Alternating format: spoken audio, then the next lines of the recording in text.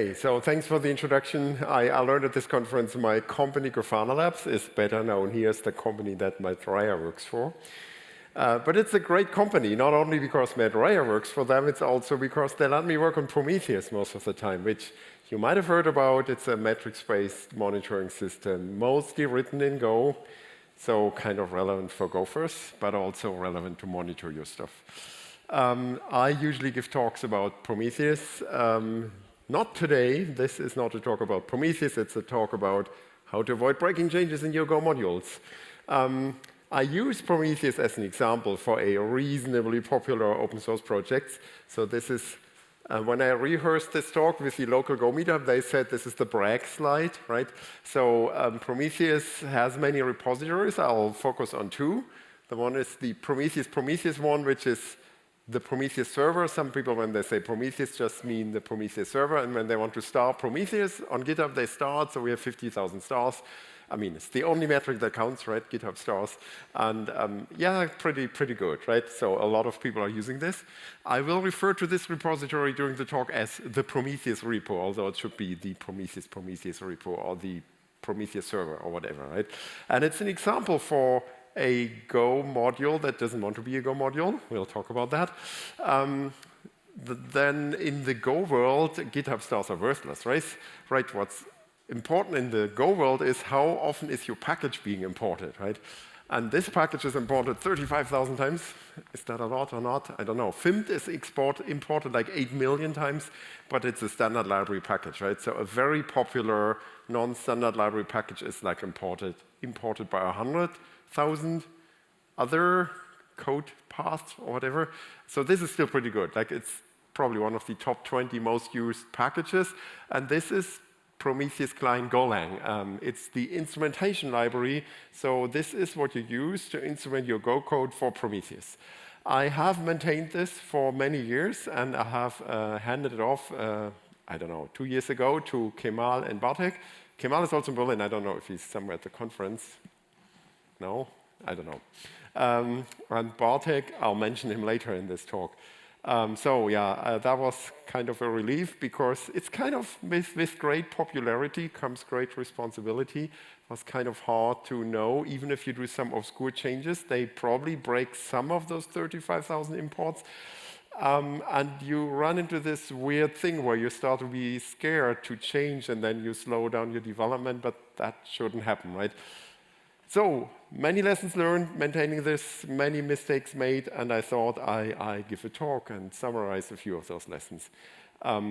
Okay, semantic versioning, right? This is the key solution to signal breaking changes. You have probably heard about it, those weird 3 numbers, major, minor, and patch version, and whenever you have a breaking change, you increment the major version.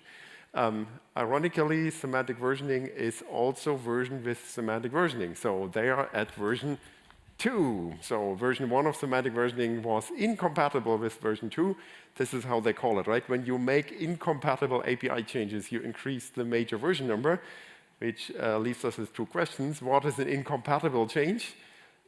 I mean, maybe that's obvious for you, but not for everyone. Obligatory XKCD reference. If you don't know it, read it up in silence. It's like really nice. Bottom line here is somebody patches a piece of software and it uses fewer CPU cycles. And then, of course, it breaks somebody's workflow, right? So everything, you have to keep in mind, everything can be technically a breaking change for somebody. And yeah, you have to draw a line somewhere, right? The other question is a bit related. What is an API? I mean, they have versioned semantic versioning with semantic versioning, so apparently they consider this document an API. So API is a really broad term. It can be a network, HTTP API, whatever. That's probably what most of you would think.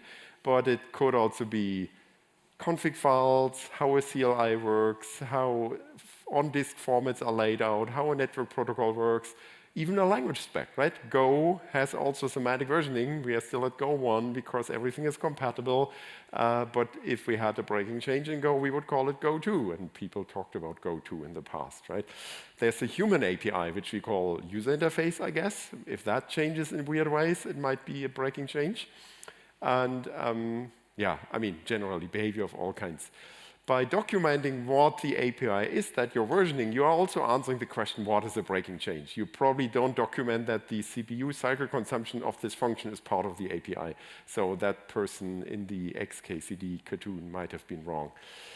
Go modules are mostly or exclusively concerned about the code level API, like how do your functions behave, what signatures they have, what names do they have. And I mean, this is also usually pretty well defined what is a breaking change there and what not. But the versioning can be used for everything, right? Okay, Go modules.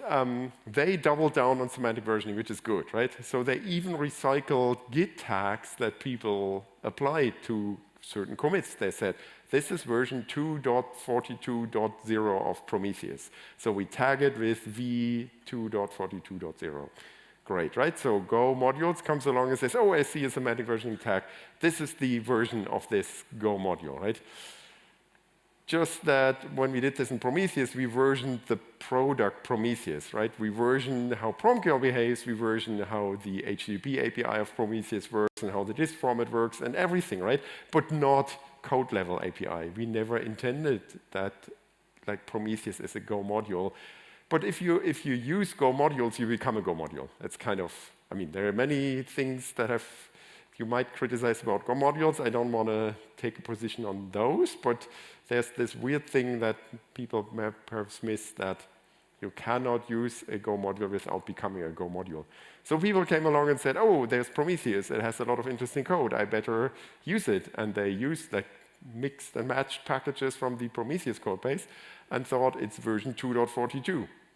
So for one, if you know Go modules, there needed to be a v2 in your import path, right? It wasn't there. People were confused. Also, the code level API changes all the time because we only version the user-facing behavior, right? So that was a big dissonance here, which came to be because Go modules just used our tags, and we played some tricks to get around that.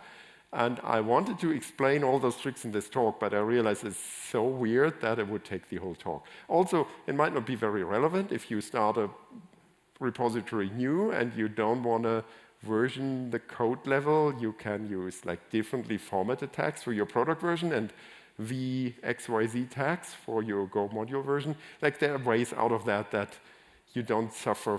You don't suffer from the legacy essentially that we had here. And also, I want to talk about client golang, which is a library, right? It wants to be a Go module, so it was always the versioning we already had was completely what Go modules wanted. So that's more interesting from a Go module perspective. Okay, so let's assume you have your library. You can signal breaking changes with major versions. All good, right? But still, if you bump up the major version, you kind of it's good that you signal the breaking version, but you still annoy your users. They have to go along, they have to check out what has actually changed. Ideally, the changes will all cause compiler errors, right? But you can never be sure. It could be that a function just changed behavior and they have to adjust their code, although it's not flagged by the compiler. Or the change doesn't even affect a particular user, and this user still has to check everything if everything still works as intended, although they aren't even affected. So is a cost connected, and then some people really don't like that you have to change the import path if you bump the major version with Go modules. But, I mean, there's a reason. Go modules is doing this to solve like weird problems with diamond-shaped dependency graphs and stuff, which is, again, I wanted to explain that, but it would be a talk of its own.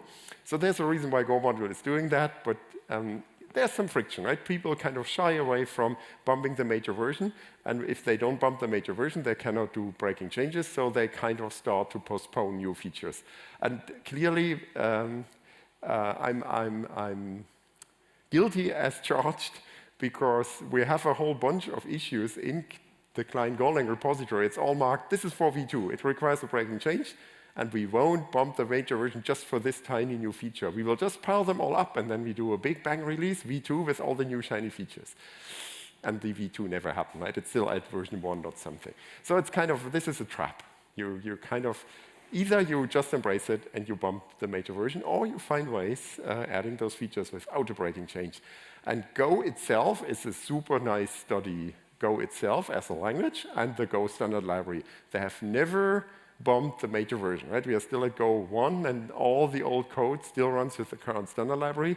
So they have managed to push enormous, invasive new features like generics, and it's still Go 1, which not everybody expected. I mean, I think 2 years ago, a lot of people were talking about Go 2, and now I think nobody is talking about it. They found a way, so maybe there's a way. Okay. Before I go into some concrete advice, what you can do to avoid frequent major version bumps, let's check out this strategy. It's kind of a strategy of denial. You still do breaking changes, but how can you do breaking changes without bumping the major version number? And I call it stay on 0.y.z forever. Why is that?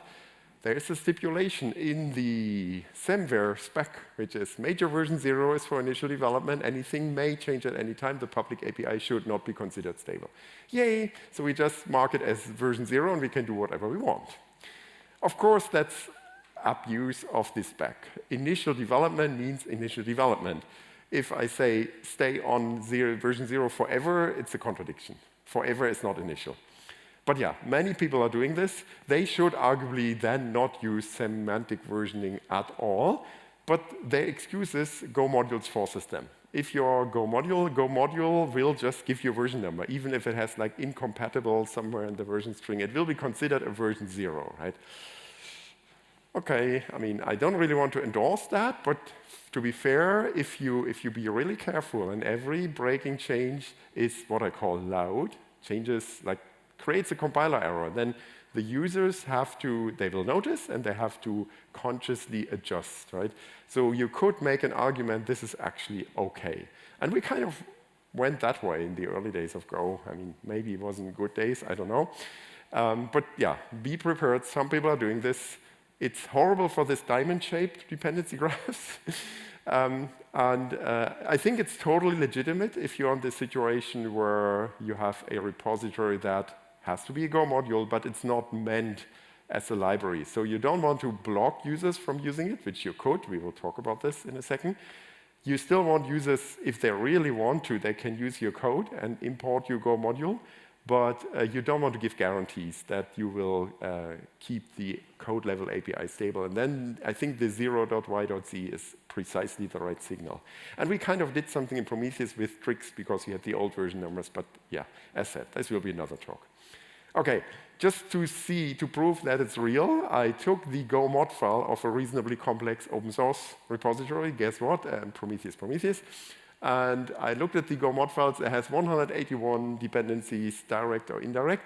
And I checked the version numbers. And as you can see here, 85 dependencies, 47% are version 0.x. .y.z, x, y, whatever. Okay.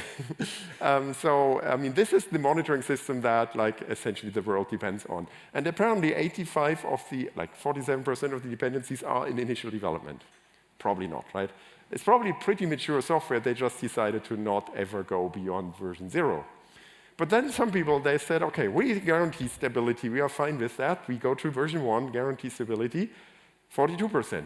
And then they never bumped it again. So this is where they opted into semantic versioning, but never bumped the major version. And very few, 11%, 20 dependencies are version 2 and beyond, which requires in Go modules to rewrite the import path and all that jazz. Can you see that? This is the top runner, version 22, CoreOS Go systemd, right? But that's like one outlier, version 22. Then there's one version 17, and everyone else is like 3 or 2, and it's only 11% anyway. So we see what's happening here, right? Either people don't do it at all, or they avoid further bumps. Okay. Before going into more details, more hands-on stuff, shameless plug, I had a podcast recording with Bartek. You remember Bartek? He's now the maintainer of Client Golang, right? Bartek and Ivan, they have a podcast optimize all the things, which is not specifically Go, but they both like Go, so it's a lot about Go. And it's kind of the podcast version of this talk. So the podcast links to this talk, and this links to the podcast. Circular dependency wouldn't work in Go, but works here. I invite you. It's kind of a different perspective. You talk differently in a podcast than in a talk. You can also listen to that one. Okay, now, trick number 1. Define and divide your API service properly, whatever that means. I mean, there's this nice blog post by Dave Cheney which illustrates, it's pretty old, but it illustrates a feature that I think is underappreciated, which is internal packages. So if you have just one package in your Go module, then obviously everything starting with a capital letter is exported. Everything starting with a lowercase letter is private. Great. If you have 2 packages, still great. But if those 2 packages want to share code, you put them into a 3rd package. And everything exported in the 3rd package is exported to the world. Although it's meant as some internal stuff you don't want to guarantee stability for. And in that situation, you can just put that 3rd package in a directory where internal is one of the directory names, and boom, nobody from outside can import it. It's explained in more detail in the doc, and it's also explained nicely in this blog post. So pretty good to avoid exporting something that you don't want to guarantee the stability for. Also, this is all in this Dave Cheney article. It also explains why you should never use PKG. And I wholeheartedly agree, but that would be yet another talk, I guess. Don't use PKG as a directory name. It's a misunderstanding. Okay, the other thing is you could put too much under the umbrella of the same version. And of course, we did that mistake in client Golang because initially, there were no Go modules. We put everything into client Golang, into the repo that is remotely client-like. A lot got removed, but there is still an HTTP client, which is, luckily, it's experimental, so we don't have to do the semantic versioning too strictly. But there are 2 completely different things. There's an instrumentation library and an HTTP client library to talk to the Prometheus HTTP API. And they happen to be in the same repo. Go modules came along, and now they are all versioned by the same Go module version number. And if we have a breaking change in the one, we have to bump the major version, and all users of the other panic, pain, whatever, although they aren't even affected, and you can't signal that. So don't put independent things under the same version umbrella. And I don't know, maybe we should have a multi-module repo, which is hard. And this brings me to something I made up, the go-in equation. Right? So every module has at least one package, maybe more, and every repository has at least one module, maybe more. But what is a good number, right? We already talked about like packages that are completely independent from each other. They should probably not be in the same module. But like making every package its own module will probably end in some dependency nightmare with gazillions of dependencies and a lot of versions you have to bomb. We also went down that path in the Prometheus project, and it's not fun either. So you have to find like a good rule of thumb. Probably closely related packages should make it into the same module. In doubt, I would be too fine granular, because being too large grain will cause even more trouble. And then, of course, the question, should you have every new module into its own repository? If you have many small modules, it's a lot of small repositories, maybe not good. But people say multi-module repositories are hard to manage. I don't know. I've never done this in real, like we avoided it because everyone says that. But maybe you have experience, and it's not that bad. So you have to find a good sweet spot here. Unfortunately, no strict rules here. Okay, let's talk about pragmatism, second trick. Internal packages, we can use it as an example. Internal packages were technically a breaking change to the Go toolchain, because in Go 1.4, Go would still happily import all the packages that happen to have internal in their path, maybe for other reasons, because your company is called internal or something. And then in Go 1.5, all of those packages can't get imported anymore. Breaking change, obviously, because they always tell you all programs continue to compile and run as before. It's not a lie, because they say almost all Go programs, right? So there's a little loophole, and that is what I call pragmatism. I mean, it's really easy to detect, and it's really easy to fix if you have this internal. Also it happens really rarely. So in that situation, why should we bump Go to version 2, and like the whole industry cries in pain or something for such a thing, right? So be a bit pragmatic. It's nice that you can invert this whole old saying, it's not a bug, it's a feature. You can invert it to, no, it's not a feature, it's actually a bug, and changing it is actually fixing the bug. It's not breaking a feature, right? So you might want to say that because a bug fix is just like the last digit in the semantic versioning. But of course, don't abuse it, which pragmatism goes the other way. You might have clearly documented this part of the API, this feature is experimental, it will change. Or you have been on version 0 and have clearly declared that everything might change. Or something is legitimately a bug, but everybody relies on it. They rely on the buggy behavior. Half of the world relies on your 0.x Go module, or people have just started to use your experimental feature and rely on it. We had this in Prometheus as well. Again, pragmatism in the other way, then yeah, don't insist on exercising your right. Maybe you should avoid breaking that, or if you do, increase the major version to signal it.